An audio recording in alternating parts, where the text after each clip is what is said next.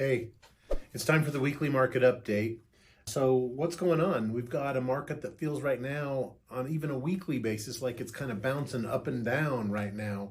There's a lot of kind of tension, a lot of uncertainty in the market. And here's what you need to know right now. First, fewer homes came on the market last week, down over 10%. And some would say maybe that's because the holidays are around the corner, but a little early for holiday activity to start showing its face. And so maybe it's just these interest rates that are high. We'll talk about them in a second.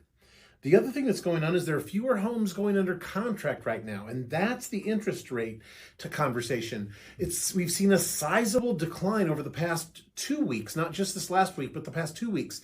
And this is what we're starting to feel. These under contract decreases are caused by the spike in interest rates, which came about from a few weeks ago when the jobs report was better than expected right after the Fed lowered rates half a point, and that caused interest rates to jump a half a point, and now almost an entire point. So, hey, that's causing fewer buyers to get out there and shop right now. And then lastly, which makes sense, fewer homes are closing. We're really seeing the effect of these higher interest rates that are now back at 7% in some areas or in some markets or some product types above 7%. Now, next week, we're going to have the end of the month report. And so we'll kind of look at some of the things that we've been talking about here recently.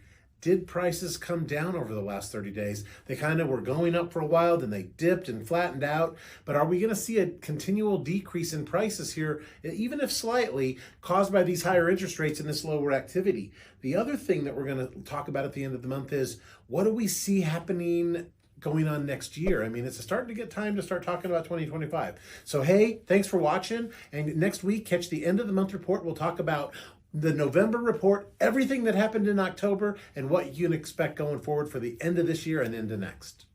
Have a great day.